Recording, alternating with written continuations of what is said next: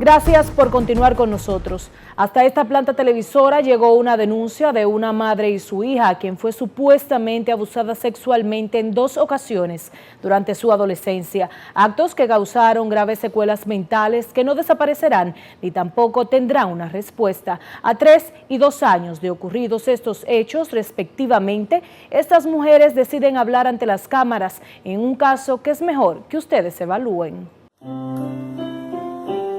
Piano de regalo conmemorativo a sus recién cumplidos 15 años de edad en el 2016 se convirtió en una ventana abierta para que un año después, quien creía Marlene Concepción que fuese un amigo de su familia y vecino cercano, alegadamente se aprovechara de ella.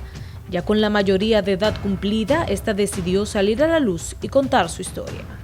Como un año después, se mudaron unos venezolanos al apartamento donde yo vivía. Ellos estaban alojándose ahí, ellos ni siquiera vivían ahí, ni pagaban alquiler, ni nada. Estaban alojándose ahí. Se trataba de Jordanson Gabriel Rodríguez Contreras, quien para ese 2017 tenía 27 años de edad, 11 años mayor que Marlene, y quien gozaba de la confianza de su madre y hermano, que residían junto a la joven. Porque ella parece que se enamoró, pues de hecho un muchacho hermoso venezolano, para que los venezolanos tienen facciones muy finas. Canta bien, y ella iba a todos, ella con el hermano y hasta la mamá, iban a todos los conciertos de ese muchacho. Desde ahí inició una especie de relación oculta entre ambos, pese a que la seducción de menores o relación que un adulto tiene o busca tener con un menor de edad es penada por la Ley 136-03 sobre protección de niños, niñas y adolescentes y entra en el renglón de delito sexual junto a la agresión sexual, incesto, la violación y el abuso. Me dijo que él era músico, que él era artista y que era actor, y yo se lo presenté a mi mamá, se lo presenté a mi hermano, nos caímos bien, tuvimos una amistad. En eso él se dio cuenta que yo tenía un piano y él se ofreció a enseñarme a tocar el piano porque yo no sabía. Entonces yo le dije que sí. Pero una sencilla respuesta de lo que parecería sería el inicio de su formación musical se distorsionó en el camino, pues, según narra Marlene, otras fueron las intenciones del joven la tarde de un febrero 2017. Y hubo un día que yo llegué del colegio y él fue a mi casa, me tocó la puerta y me dijo que había ido a enseñarme a tocar. Yo estaba sola, no estaba mi hermano ni mi mamá porque los dos trabajaban en ese momento. Yo, tontamente, yo lo dejé entrar, saqué el piano de mi cuarto, lo puse en la sala y en eso él se aprovechó de mí, él cerró la puerta y me abusó sexualmente, analmente. Lo hizo en 3 ocasiones. Yo no supe defenderme, yo no pude hacer nada, no pude decir nada por el shock del momento de que yo no podía creer que eso me estuviera pasando a mí. Tras esto, Rodríguez Contreras se distanció y la menor guardó el secreto que según ella fue carcomiéndola hasta años después. Ocultando su realidad e intentando buscar paz mental, Marlene, quien desde el 2014 asistía a la iglesia, se refugió aún más en la religión. Acudía a los cultos los miércoles, sábados y domingos en la iglesia Mahanaim, ubicada en la avenida Leopoldo Navarro del ensanche Miraflores. Cuando ella cumplió 17 años, ella se enamoró de un muchacho de la iglesia. Nosotros pertenecíamos en ese tiempo a la iglesia Mahanaim, que pastorea el pastor Ezequiel Molina Rosario. El muchacho de quien ella se enamoró es nieto de crianza del pastor. O sea, él es hijo de uno que fue esposo de Eunice.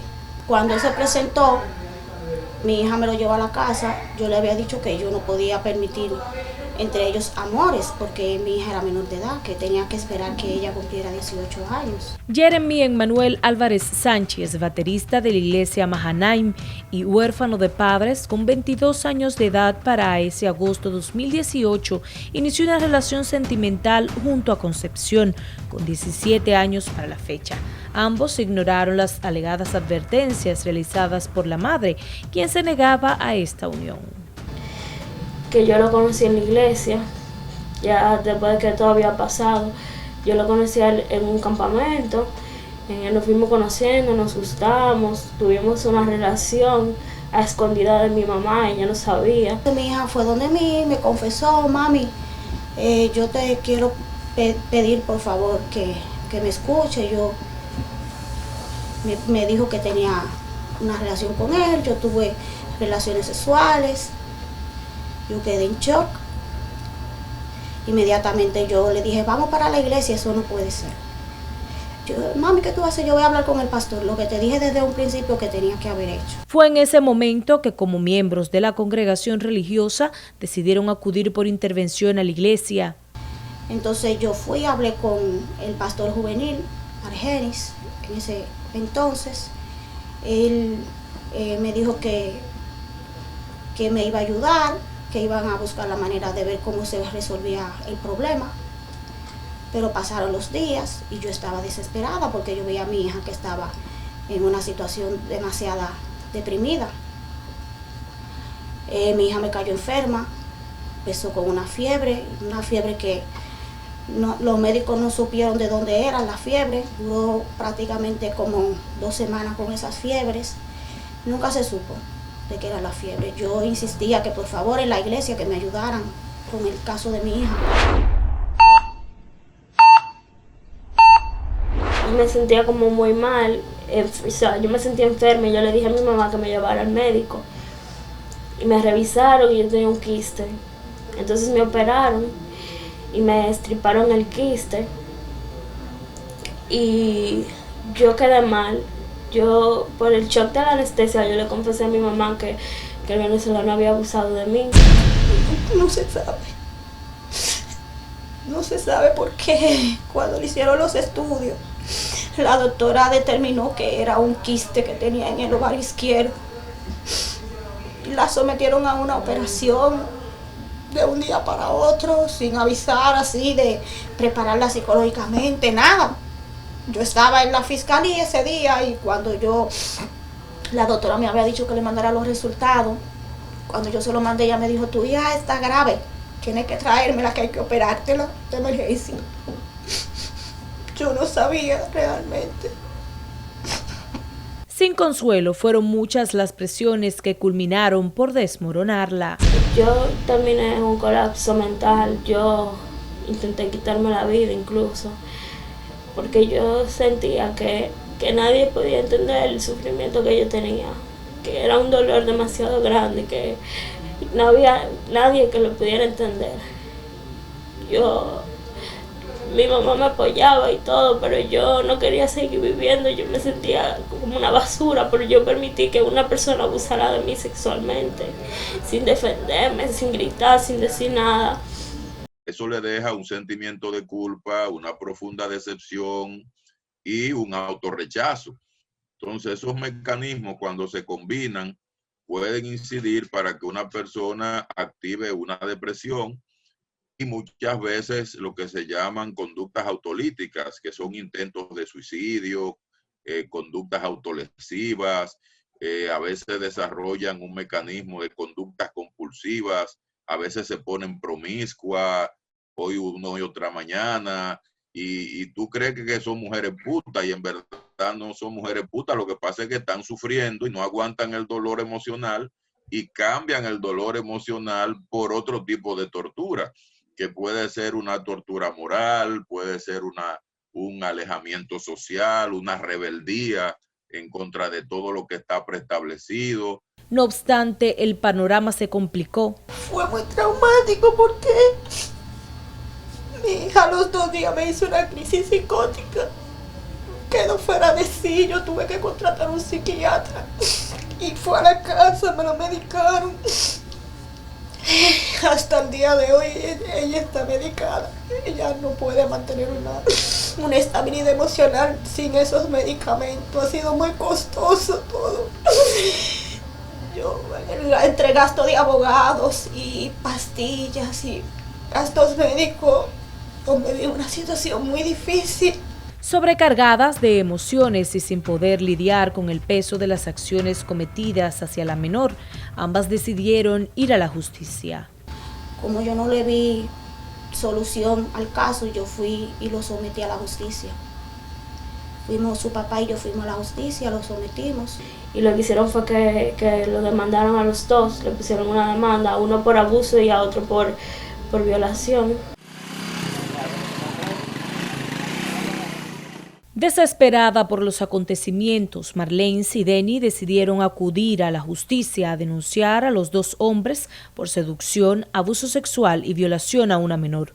Uno de estos actos que incluso ya llevaba 2 años de cometido. Luego de eso, cuando mi hija hizo la crisis psicótica, fue que me confesó lo de la violación del venezolano y también iniciamos el proceso judicial contra el venezolano. Nosotros prácticamente fuimos los que tuvimos que movernos con esos casos, para que nos metieran preso, para que buscando un abogado, para saber qué íbamos a hacer, quién nos podía ayudar. Entonces yo me sentí mejor cuando yo vi que mi mamá y mi hermano y toda mi familia me estaban apoyando, estaban en la demanda y eso. La problemática económica se convirtió en un escollo para poder llevar a los dos expedientes y debido a que aún la adolescente estaba enamorada de uno de los alegados agresores, desistieron de esta denuncia para poder dar continuidad a la del primer supuesto violador. Realmente nosotras decidimos hacerlo público, por lo que te comenté de que la justicia no hizo nada, incluso su familia, la familia de Jeremy se burlaron de nosotros. Nosotros llevamos un acuerdo económico para dejar el caso y poder continuar con el otro caso. Ellos no cumplieron con su parte y la justicia tampoco cumplió con su parte en el otro caso del venezolano. Entonces nosotros decidimos hacerlo público porque ya eran demasiados atropellos hacia nosotras. ¿En qué consistió el acuerdo económico con Jeremy? El acuerdo consistió en que ellos tenían que darnos a nosotros 300,000 pesos para yo estudiar y así compensar, ni siquiera un poco, intentar compensar el daño que nos hizo, pero ellos no cumplieron con eso. Lo que pasa es que uno invisibiliza demasiado a los adultos, que son los que deben cargar con esa responsabilidad. Siempre que hay una relación entre un adulto y una persona menor de edad, el que tiene que asumir consecuencias es el adulto. Pero muchas veces la sociedad, sobre todo a las mujeres, tiende a cargarlas de remordimiento, de culpa. Los continuos aplazamientos de audiencias y gasto en equipo legal fueron desgastando también los bolsillos y ánimos de estas mujeres. Ese proceso entre el va y viene de los dos procesos fue muy desgastante. Mi hija cada día me empeoraba, me hacía crisis constantemente. Entonces yo le estaba dando tiempo a la justicia. Yo caí en una situación económica muy difícil. El abogado que teníamos no era muy experimentado y yo tuve que desistir de ese abogado porque siempre me pedía dinero. Y yo veía que el caso era un desastre porque se mezclaron los dos casos. Se mezcló el caso del venezolano con el del Jeremy. Y eso la fiscalía, el Ministerio Público no lo entendía. Cuando ese expediente le llegaba a ellos no entendían. Según las querellantes, la procuradora fiscal adscrita a la Unidad de Prevención de Violencia de Género, Intrafamiliar y Delitos Sexuales que llevaba su caso, Miladis de Jesús Peralta, no procuró porque a la menor se le realizara un examen rectal para comprobar si hubo o no violación y las entrevistas de la psicóloga forense y exámenes físicos de patología fueron usados para los dos casos. Yo fui sola. A mí me habían dicho que no buscara abogado, que yo no lo necesitaba porque la fiscal de la fiscalía ya había hecho el proceso de investigación, que estaba como de más y que yo iba a perder mi dinero si yo lo hacía. Yo me confié. Pero la justicia no hizo nada. La justicia no hizo nada, no me ayudaron ni a mí ni a mi mamá. Y en el caso, ellos se hicieron la vista gorda, yo no sé si hubo dinero, yo no sé qué fue lo que pasó, pero ligaron los dos casos. La fiscalía hizo un disparate con mi caso, hicieron un disparate y yo me sentí abusada por la justicia y abusada por ellos dos.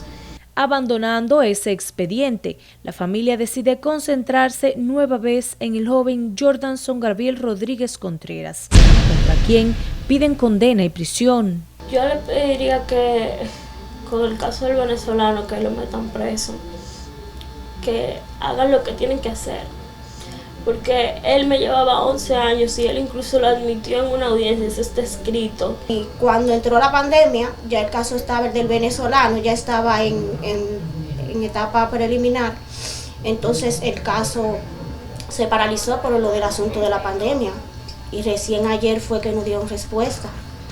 No fue hasta el 31 de agosto de 2020 cuando el segundo juzgado de la instrucción del Distrito Nacional, presidido por Patricia Padilla, falló un no al lugar a favor de Rodríguez Contreras. Entre las consideraciones se encontraba que existían contradicciones importantes entre el relato fáctico presentado por el órgano investigador, la calificación dada a los hechos y las pruebas aportadas, a toda vez que el órgano investigador calificaba los hechos de violación sexual de manera anal y presentaba un certificado médico expedido por un perito donde establecía que la víctima no tenía lesiones recientes ni antiguas en el ano. Ni siquiera le hicieron un nuevo análisis, no siquiera le evaluaron su ano para saber si realmente ella fue violada analmente. Ni siquiera yo pidiéndole que por favor que me le hicieran el análisis, se le hizo. Que este muchacho la había violado a ella también de que vía anal. Ocho. Y le digo, bueno, porque vía anal lo más fácil de demostrar es con el certificado médico. El médico legista dice en su certificado médico que esa muchacha nunca ha tenido actividad sexual de ninguna naturaleza por la vía anal. Todo luce que las conclusiones y fallos de este caso podrían generarse por deficiencias cometidas por los representantes legales de esta familia y también los miembros del Ministerio Público. El primer fallo incluso ocurrió con la denuncia que realizó la joven en la Oficina de Atención Permanente del Distrito Nacional, donde hasta se equivocaron al colocar el tipo de delito al cual resultó afectada, poniendo incluso que había sido víctima del artículo 396 del Código Penal que hablaba sobre robo. Y es que hasta en el tribunal, ante la ausencia de la entrevista en la Cámara Gesell, la misma jueza Padilla aseguró que si ella era una persona vulnerable, aunque fuera mayor de edad, podrían haberle tomado la declaración en la Cámara, pero eran el abogado y el Ministerio Público quienes debían pedirlo, ya que el tribunal no podía ordenarlo de oficio, cosa que ni su representante ni el Ministerio Público hicieron. Ante tantos fallos, mezcla de expedientes y pruebas reutilizables para dos casos distintos, surgen muchas cuestionantes, sobre todo de si posiblemente ese supuesto examen rectal realizado a la menor fue evidentemente realizado y presentado en ese juicio, posiblemente con ciertas dudas sobre su veracidad. Fue un mal manejo de parte de tanto de la Fiscalía como del Ministerio Público. A nivel judicial, el caso fue un desastre. Es bueno sacar a relucir estos temas porque República Dominicana durante años ha querido normalizar que una menor puede sostener relaciones sexuales consensuales con un adulto y la cuestión es que no, porque no están aptas para eso ni física ni emocionalmente, y muestra de eso ha sido este caso, una joven que ahora enfrenta crisis mentales, pero peor aún, en ese momento de su vida toma la valentía para poder denunciar este caso ante una fiscalía que instrumenta mal un expediente, dejando ahora a esta joven ya mayor de edad sin justicia ni paz por un caso sin resolver.